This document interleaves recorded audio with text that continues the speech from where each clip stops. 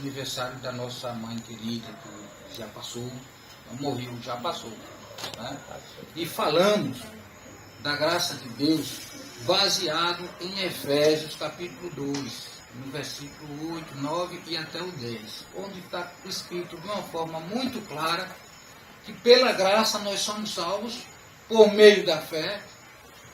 E até aí tudo bem, não tem tanta novidade, todo mundo sabe que é por meio da fé. Mas isso que a fé não vem de vós, é dom de Deus. Né? E mais o versículo 10 é mais contundente quando diz: nós somos feituras suas, criados em Cristo Jesus para as obras que Deus preparou para que andássemos nela. Então, o que nós temos a falar desse ministério, abençoado, é assim, começa por essa visão do apóstolo Paulo. Não tem como começar por outra visão, porque foi a ele que Deus deu essa revelação. E quando ele falava lá em Coríntios, depois quando a gente editar essa gravação, a gente vai botar os textos também no rodapé para os irmãos acompanharem, se tiverem interesse. Mas quando ele estava falando em Coríntios a respeito da autenticidade do seu ministério, ele disse: não porque nós sejamos capazes de pensarmos, ou fazermos por nós mesmos alguma coisa, mas a nossa suficiência, a nossa capacitação vem de Deus. Então, uma das características desse ministério crescendo em graça é essa dependência total do Espírito Santo de Deus, está entendendo, irmão? De que Ele realmente esteja nos guiando. Porque, se vocês forem observar a capacitação do apóstolo Paulo, ele era doutor da lei. O homem conhecia textos do Antigo Testamento, não é? Que naquela época a Bíblia conhecida era o Antigo Testamento, não existia ainda o Novo. O Novo foi confeccionado com suas cartas, os livros históricos, que é chamado até hoje erroneamente de Evangelhos, que é o livro de Mateus, Marcos, Lucas e João, que são biografias de Jesus Cristo, Atos dos Apóstolos, que é a história, e as cartas dele, né? Mais os demais livros que formam o Novo Testamento, certo? Então, Paulo conhecia na palma da mão as Escrituras. Quando ele chegava nas sinagogas para ministrar, provar por A mais B que Cristo Jesus havia ressuscitado, está vivo, certo? Ele ia pelos santos apóstolos e profetas, certo? Os profetas do Antigo Testamento. Ele ia se baseando ali naqueles textos. Inclusive o próprio apóstolo Pedro, quando ele pregou, ele fez menção daquela passagem pregou ali em Pentecostes, pela primeira vez, fez menção daquela passagem que Davi, lá no Salmo 16, cita que o Senhor sempre estaria com ele e que não deixaria que o seu santo visse a corrupção. Pois ele diz, tanto ele como Paulo, mais tarde, pregaram baseado nesse texto, e eles disseram o quê? Irmão, seja-vos lícito dizer que Davi morreu, e o seu túmulo está entre nós até hoje. Mas, ele, como sendo um profeta inspirado por Deus, na ocasião, estava falando do ungido de Deus, de Jesus Cristo, que não veria a corrupção, ou seja, não ficaria na sepultura. E ressuscitou o terceiro dia com poder e glória. Então, o evangelho pregado, tanto por Pedro como por Paulo, certo? Eles tomaram como ponto de partida, como fundamento, como a base, o fato de que o Cristo que nós estamos falando é um Cristo vivo. Isso não é novidade para a gente. É um Cristo ressuscitado. Pode falar o que quiserem a respeito da história de Jesus Cristo, mas ninguém nunca provou que aquele túmulo não está vazio, né? Até hoje. E eu acredito que o que mais se quis na história, né? Os arqueólogos, os estudiosos, o que mais se cobiçou na história seria encontrar fragmentos, ao menos, né, do corpo do homem. Né? Deve ter sido o túmulo mais procurado do mundo. E ninguém encontrou outro fato, a não ser o fato de que aquele túmulo estava vazio. Fora as pessoas que presenciaram, que viram, que continuaram com ele, né, por espaço de mais de 40 dias, segundo os registros lá de Atos dos Apóstolos, certo? Até o momento em que ele foi assunto ascendeu ao céu e foi glorificado como Pai. E aí as pessoas saíram, tanto os apóstolos como os irmãos, testemunhando a ressurreição de Cristo. Porque o que eles conheciam de Escritura até então, o que eles conheciam de palavra, era o que tinha sido dito pelos profetas. Era o que estava lá no Pentateuco, na lei, nos profetas, nos salmos. Era tudo o que eles conheciam. E aí o trabalho deles, a missão deles, a divulgação deles agora era provar que o Jesus Cristo de Nazaré era o Messias prometido, que veio e ressuscitou. A pregação se deu nisso. E confirmando o Espírito da graça, o Espírito de Deus, confirmando com sinais, prodígios, maravilhas, manifestando o poder mesmo do Cristo vivo. E coisas aconteceram que... Há um texto que diz que se fosse escrito tudo que Jesus fez, e também os apóstolos, os milagres e as coisas que aconteceram naquele tempo, para constatar que Cristo está vivo, certo? Livro nenhum caberia se fosse tentar escrever. Foram muitas maravilhas que aconteceram, um fenômeno maravilhoso, certo? Mas o que acontece, abençoados, é que, assim, em relação ao e agora, como continuaremos, certo? A parte que nos cabe em tudo isso ficou muito complicado, entendeu? Porque iam até só a prova de que Cristo era o Messias, e agora? E era o ressuscitado, certo? Então, está escrito, e todo mundo que for assim com a mente tranquila, sem preocupação com religiosidade, sem preocupação em estar defendendo aqui uma verdade, um fundamento, outro, está escrito. Todo mundo que passar, que vê aqui, está escrito que ao apóstolo Paulo, e nós não somos paulinos, nós somos de Jesus Cristo, mas foi ao apóstolo Paulo que foi dado a revelação da graça, da continuidade do que se tratava, certo? Tem um texto aqui, irmãos, que eu citei, a vista não está muito boa, eu gostaria de pedir ao irmão Robson, por favor, Robson, leia aqui para mim, a partir do versículo 5. Não que sejamos capazes por nós de pensar alguma coisa, como de nós mesmos, mas a nossa capacidade vem de Deus, o qual nos fez também capazes de ser ministro do Novo Testamento, não da letra, mas do Espírito, porque a letra mata e o Espírito vivifica. Amém. Amém. Irmãos, até então, ninguém tinha ousado imaginar ou dizer uma coisa dessas. Não é à toa que Paulo saiu de sinagogas sendo perseguido pelos próprios judeus, pelos seus próprios irmãos na carne, né? Os israelitas na carne, que foi apedrejado, porque até se falar que Jesus ressuscitou, que Jesus era o Messias, até aí tudo bem. Mas, quando o apóstolo começa a dizer que agora foi realmente inaugurado um novo pacto, uma nova aliança, e que não é aquela que foi feita com Moisés, a coisa é muito clara, né? Embora veio em glória, embora foi um pacto feito por Deus com o seu povo, certo? Mas que não era aquela. E que a característica principal dessa nova aliança é que se trata de um ministério do Espírito. O Espírito de Deus.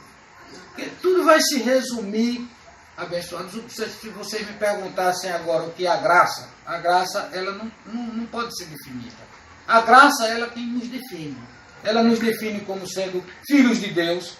Ela nos define como sendo abençoados com todas as bênçãos, certo? Está lá em Efésios. Ela nos define como sendo herdeiro de tudo que é de Deus, certo? Mas se a gente pudesse assim, o que seria essa graça, numa definição nossa, eu diria que é o ministério do Espírito Santo de Deus. É por isso que às vezes a gente fica batendo na porta, querendo convencer A e B a respeito daquilo que nós pensamos, achamos ou cremos, e as pessoas começam a entrar em conflito. Pode ver, existem inúmeros grupos religiosos que já surgiram, que continuam surgindo, mas que não se combinam. Falam de Jesus, falam da palavra, mas que não se combinam. Cada um, como diz o abençoado, seguindo, né, os seus pensamentos. Mas aí o apóstolo Paulo, mais adiante, ele diz, olha, eu tenho uma preocupação, eu oro num sentido, eu oro para que Deus ilumine os olhos do vosso entendimento, para que vocês possam, todos vocês possam conhecer qual a esperança do vosso chamamento, qual a esperança da vossa vocação. Porque essa graça que pregamos, essa graça que nós estamos falando aqui, e espero na dependência totalmente de Deus, é uma graça que não vem de nós, como nós vimos o texto. Não que sejamos capazes de pensarmos ou fazermos alguma coisa. Essa graça primeiro é algo que não vem de nós. É algo de Deus. É algo do Deus que habita em cada um dos seus filhos. Inclusive, abençoados, lá no capítulo 8 de Romanos, se vocês puderem ler aquele capítulo ali todo, e devem ler, eu acredito que devem ler, certo? Vocês vão ver que ali é o canto de vitória dos filhos de Deus. E ele começa dizendo que se sois guiados pelo Espírito, se vocês realmente são guiados, se é o Espírito que está guiando vocês, então vocês são filhos de Deus. E ele ainda chega a dizer, ora, se alguém não tem o Espírito de Cristo, esse tal não é dele. Está entendendo? Se alguém não tem o Espírito de Cristo, esse tal não é dele. Então, esse ministério é um ministério do Espírito. Primeiro, confirmando a nossa identidade como filho de Deus. Quando a irmã chega aqui, pode até escandalizar alguns religiosos, pode até ser muito forte. Quando a irmã chega aqui e diz, deuses, né? Deuses. Até pegaram em pedra para apedrejar Jesus, porque ele disse, eu disse, vós sois deuses, né? Porque somos como filhos de Deus. Filho de homem é o quê? Homem. Filhos de Deus no Espírito, certo? São deuses também no Espírito. Então, se você for ver do que se trata esse ministério, se trata justamente do Espírito Santo de Deus habitando em nós e nos identificando como filhos do Pai.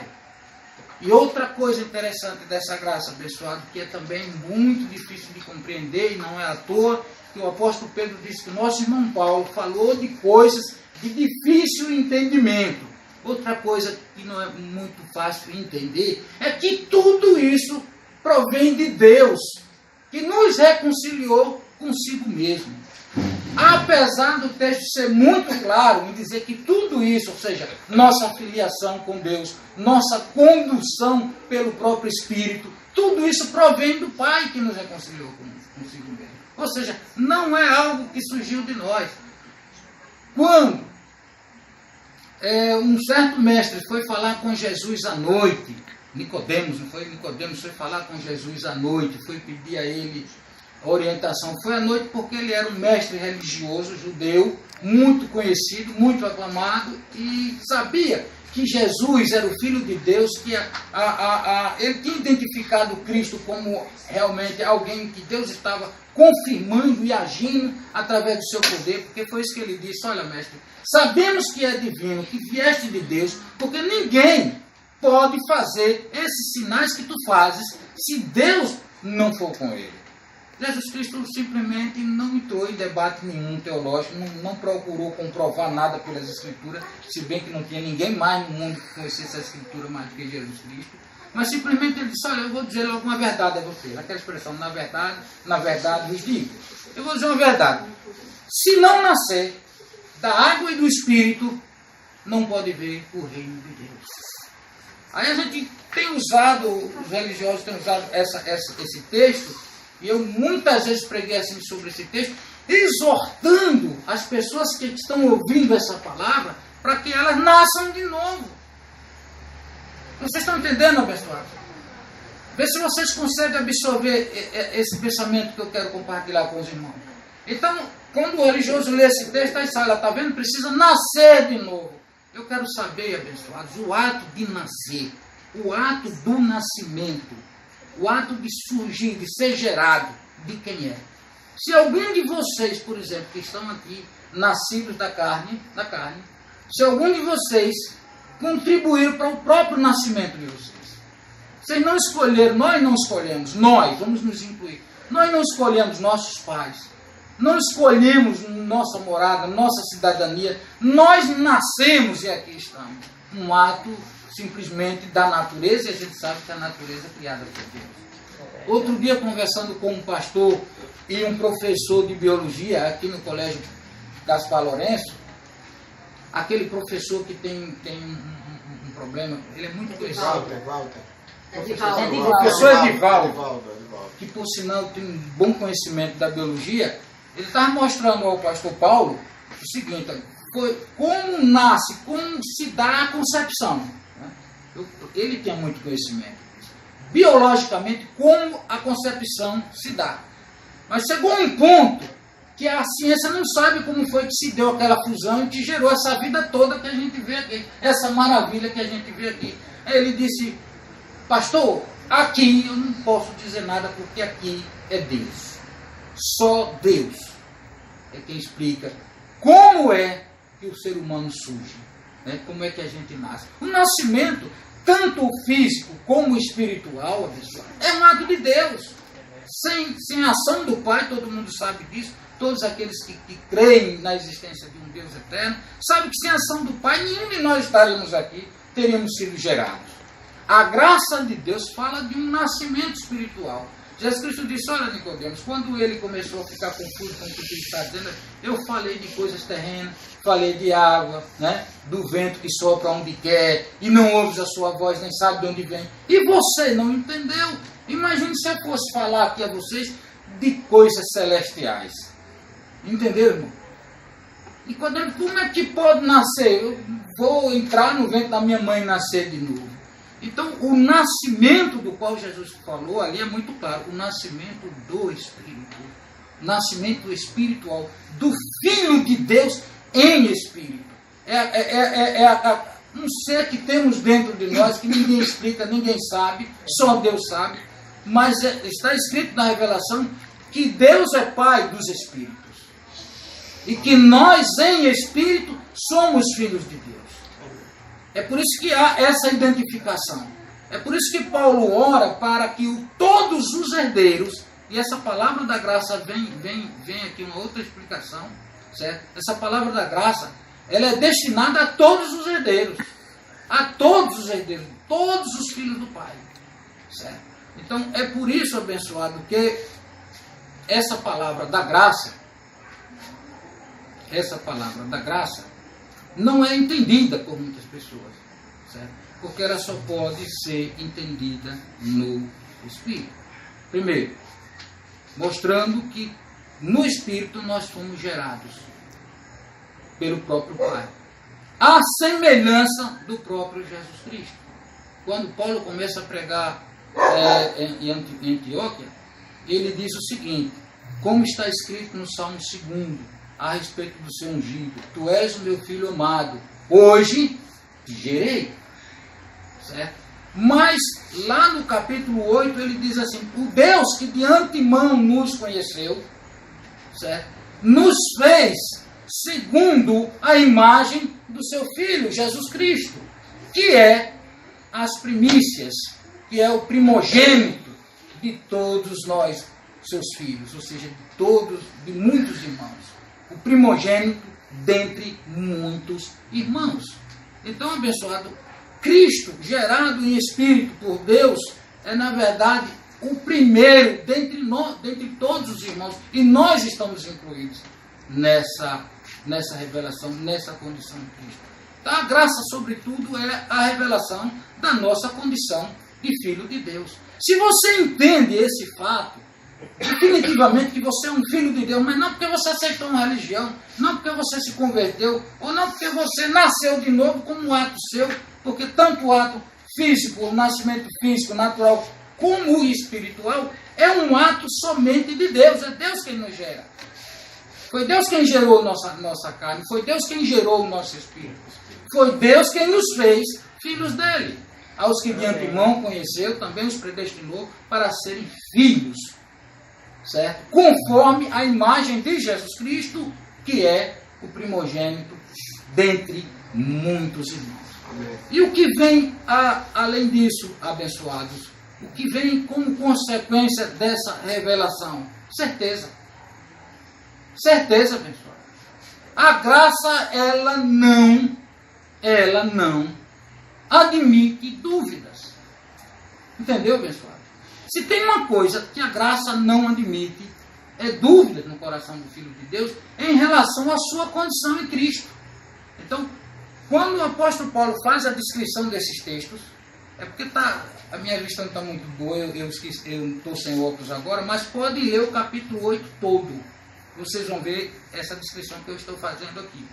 Então, quando Paulo termina de descrever a nossa condição como filhos de Deus, certo? Ele aí vem com uma outra revelação que também já é do nosso conhecimento, certo? Irmãos, então é o seguinte, assim como Cristo, nosso primogênito, né, gerado de Deus, como nós, filhos de Deus e irmãos, assim como Cristo não pôde ser detido pelas ânsias da morte, né, pelas correntes da morte, assim como o Filho de Deus não viu a corrupção, assim como o Espírito que em Cristo habitava o ressuscitou dos mortos, assim também esse mesmo Espírito que ressuscitou a Cristo dos mortos e que em nós habita, ressuscitará os nossos corpos mortais e nos revestirá com um corpo glorificado, como o de Jesus Cristo. A graça ela não nos deixa dúvida a respeito disso. E isso por predestinação. Lembre, aos que conheceu, de antemão os predestinou. Certo? Aí vem uma outra coisa. Sim, mas se eu sou chamado, se eu sou escolhido de antemão, se eu sou salvo e salvo para sempre, porque eu fui gerado de Deus. Está entendendo, abençoado? Quando você faz uma afirmação dessa, toma consciência de que é filho de Deus, você toma consciência de que é salvo e é salvo para sempre, é pelo fato de ser filho de Deus. Não cabe aqui, e agora o que é que eu vou fazer? Não cabe aqui, e agora como é que vai ser? Eu posso fazer todas as coisas. Não cabe esse tipo de consciência, irmão, porque nós estamos falando de sermos filhos de Deus. E os filhos de Deus são conduzidos, são guiados pelo Espírito Santo de Deus. O próprio Espírito que em nós habita. Se há alguma coisa que em nós esteja faltando, que eu preciso me aperfeiçoar, que eu preciso melhorar, eu tenho absoluta certeza que o Deus que em mim habita e o Deus que em vós habita há de consertar, de corrigir e encaminhar a sua vida tranquilamente, atestando a nossa consciência como filhos de Deus, quer nos aprovando, quer nos reprovando, certo? Mas nós, como filhos de Deus, agiremos de acordo com essa consciência, entende? A graça trata disso. Por isso que a graça ela não permite dúvida, porque é impossível que um filho de Deus se perca, que um filho de Deus se precipite, assim como seria impossível que um filho de vocês aí, de qualquer um de nós, sofresse qualquer dano, estando no nosso poder não permitir que isso aconteça. E querendo Deus mostrar, abençoado, como é firme a nossa vocação, a nossa esperança e o nosso chamamento, Ele nos deu a garantia que está escrita lá em Efésios, a partir do capítulo 1, do seu próprio Espírito Santo. O que é que o Espírito Santo de Deus em nós é? Penhor da nossa herança. Está escrito em Efésios. Está entendendo? Penhor é garantia. Imagine, abençoados, Deus, Ele empenhou a sua própria natureza, porque o Espírito de Deus é a natureza de Deus em nós. A natureza de Deus em nós é a confirmação, é o empenho de Deus, está entendendo? De que se somos filhos, somos salvos e somos salvos para sempre, abençoados. Está entendendo? E não admite a graça de Deus na mente de um filho de Deus iluminado, não admite dúvidas. Irmão Samuel, então você quer dizer que qualquer um que tenha receio, que tenha dúvida, que tenha algum temor, não é filho de Deus? Não é isso que estamos dizendo. Não é isso que estamos dizendo, porque filhos de Deus abençoados, só quem conhece quem são eles, e aqueles que são, que fazem o julgamento próprio. Não cabe aqui, por exemplo, eu julgar A e B. Vocês lembram da parábola do joio e do trigo? São bem semelhantes a semente. Eu não conheço pessoalmente essa semente, mas são bem semelhantes. A diferença está na natureza das sementes. Uma é daninha e a outra é uma semente abençoada. Mas quando pensaram em ir recolher do meio do joio o trigo, Jesus Cristo disse, não cabe a vós, vocês não vão saber. Né? Na parábola, vocês não vão saber. O Senhor da seara é quem vai colher os seus, porque só quem conhece os corações dos filhos de Deus é o próprio Deus e o próprio Filho que está, vamos usar assim uma expressão mais moderna, conectado com o Pai. É o próprio Espírito, o Filho. Então cabe a cada um de nós fazer um julgamento de nós mesmos. Mas uma coisa é certa, pessoal, disso tudo que nós estamos dizendo aqui. À medida que você, independente da religião que você professe, independente de que você faça ou deixe de fazer, à medida que você tomar consciência de que você é um filho de Deus, está entendendo? À medida que você tomar consciência do Deus que habita em você, então não caberá mais dúvida a respeito da sua destinação eterna. Porque você está destinado, leia o capítulo 8 de Romanos, a ser conforme nosso Senhor e Salvador Jesus.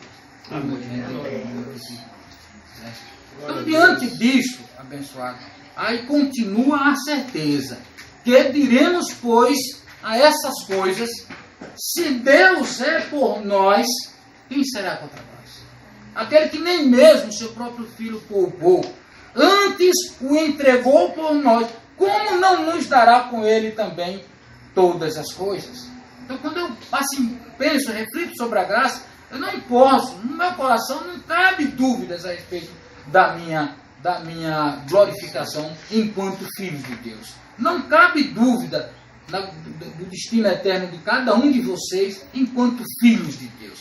Inclusive não cabe dúvida nem em relação ao destino eterno e nem em relação a essa própria vida. Porque aqui também nos é dito que todas as coisas contribuem para o bem daqueles que assim são chamados para esse decreto, certo?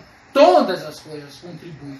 Todas as coisas são todas as coisas, certo? Porque você está debaixo da promessa, certo? Você está seguro pela nova aliança, que não é um ministério da carne, não é um ministério de homem, não se trata de uma religião, não se trata aqui, abençoado, de a gente ter uma doutrina firme, inclusive é bom que se saiba disso. Aqui nós somos guiados pelo Espírito, não existe uma doutrina fechada, certo? Não, a verdade é essa e acabou, mas aí o outro também está lá com outra doutrina fechada. Não, a verdade é essa aqui, aí eu estou aqui também, fechei aqui minha doutrina, peguei meus textos, não, é essa aqui. Não se trata disso. Quando Jesus Cristo, pouco tempo antes de ser assunto aos céus, ele chamou os discípulos e disse, olha, eu tenho muito que vos dizer, vocês não podem suportar agora, mas após a minha partida, certo? Enviarei o Espírito da verdade, e ele quem? O Espírito da verdade que em nós habita, ele vos guiará em toda a verdade. Um detalhe aqui, abençoado, é que ele não está dizendo, ele fará com que vocês absorvam, conheçam e saibam toda a verdade. Está dizendo isso? Vos guiará. Como um pai pega um filho pela mão. Meu Deus do céu. Eu me lembro da minha saudosa mãe, quando me levava para a capital, eu tinha o maior medo daquele negócio, daquela coisa de capital quando eu era criança. Porque aqui em São Cristóvão, na época, não tinha nem tanto carro. Era o maior pavor que eu tinha, era quando eu estava entrando ali, via aqueles carros, meu Deus, ele vai me atropelar, mas quando minha mãe me pegava pela mão, aí podia estar o carro que fosse, eu dizia, não, eu estou guiado, ela sabe, ela conhece, está entendendo? Eu estou seguro, ela está segurando a minha mão e está me conduzindo, eu não sei nem para onde eu vou, na verdade, não sei nem como atravessar o sinal, mas ela está me guiando. Abençoado, vocês não viram não o texto que nós iniciamos aqui. Não que por nós mesmos sejamos capazes de pensar ou de fazer alguma coisa. Em relação ao ministério do Espírito, quem age é Ele. E essa é a nossa esperança, abençoada aqui. E quando eu falo esperança, não é assim uma coisa que eu estou pensando que pode ou não acontecer, não. Esperança é o que eu espero de Deus, sabe?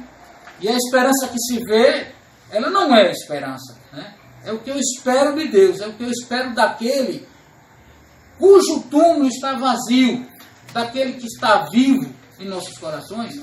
A minha esperança é que Deus continue nos iluminando para que entendamos o tamanho abençoado da graça que Deus tem reservado para nós.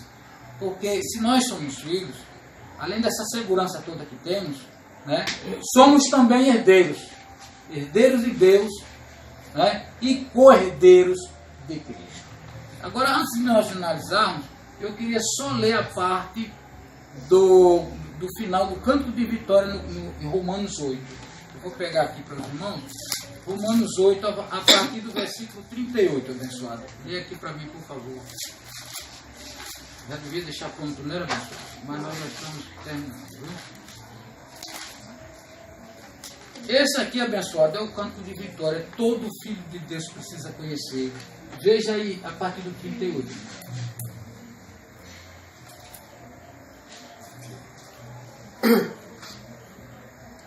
Porque estou certo de que... Só um intervalo. Eu estou certo. Diga. Porque estou certo de que nem a morte, nem a vida, nem os anjos, nem os principados, nem as potestades, nem o presente, nem o porvir, nem a altura, nem a profundidade, nem alguma outra criatura nos poderá separar do amor de Deus, que está em Cristo Jesus, nosso Senhor. Amém. Diante disso, irmãos, nós vamos orar com os olhos abertos mesmo, vamos orar declarando aquilo que Deus já fez por nós, certo? Vamos orar no sentido de que Deus continue iluminando cada irmão, continue iluminando os olhos do nosso entendimento, para que possamos absorver a certeza da graça, a certeza dessas coisas. Eu acredito, abençoado, que se tiver alguma coisa que possa ofender a Deus, é a nossa incerteza em relação à sua graça. Para aqueles que já foram uma vez iluminados, está entendendo? Eu acredito que isso não, a incerteza daqueles que não foram iluminados não chega nem a ofender a Deus. Mas a incerteza daqueles que uma vez receberam esse conhecimento de graça, abençoado. Está entendendo? Paulo termina, eu tenho certeza, nada pode me separar. O que é que pode me separar do amor de Deus? Nada. Nem o passado, nem o porvir, nem nada, nem profundidade. Se você se imaginar caindo em um poço sem fundo, está entendendo? Aí está Deus ainda com você. Aleluia. Amém? Nada pode me separar do amor de Deus. E a certeza disso, abençoados, está no túmulo vazio. Não é de uma religião que nós estamos falando, não é de vida.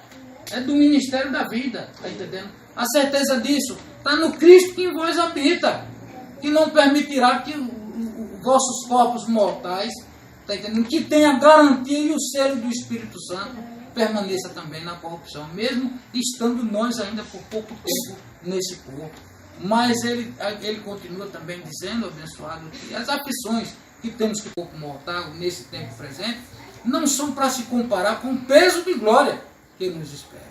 E voltamos a dizer, tudo isso provém de Deus. Declaramos então os irmãos iluminados, crescendo em graça, aleluia, conhecendo aleluia, essa palavra. Aleluia, e sobretudo o Espírito guiando vocês na vossa consciência.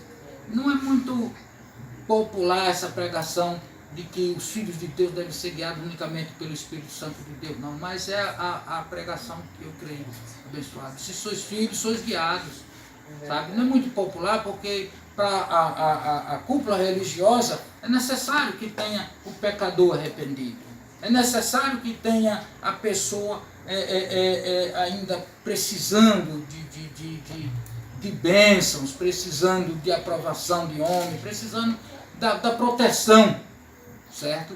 E nós, como filhos de Deus, estando no Espírito, nós não precisamos. Pode ser até soberbo isso que eu estou dizendo aos abençoados, pode parecer até soberbo, mas nós não precisamos da mediação de homem nenhum. Eu estou aqui falando para os irmãos e só sei que está cabendo aquilo que Deus quer que caiba na mente de vocês. O que Deus não quiser que caiba, o que não for, passa direto. Está entendendo? Eu estou aqui falando para os irmãos, não estou aqui de forma nenhuma pensando ou trazendo aquela esperança de vou guiar, vou conduzir. Porque eu estou falando para pessoas que são guiadas pelo Espírito de Deus. Falando para pessoas que Deus é quem vai mostrando na mente e na consciência de cada um o que é e o que não é. Isso não é muito bom para o religioso, porque, por exemplo, É necessário muitos terem medo de Deus, procurarem fazer barganha, ter medo que Deus puna, que Deus destrua suas finanças caso Ele não traga a sua oferta, tá entendendo? E uma série de coisas, de punições, de obrigações, e que na verdade o lema da graça é sermos guiados pelo Espírito. E se sois guiados, sois filhos. E está tudo bem. É claro que vai ter que passar por aflição. Ainda há gemidos, ainda há aflição, ainda estamos num corpo mortal. Mas se lembre, aquele que não permitiu que o seu sangue visse a corrupção, mas o ressuscitou com poder e glória, é aquele que nos deu o penhor do seu Espírito. Amém? Amém. Essa é a palavra que nós cremos, a palavra da graça. Pai.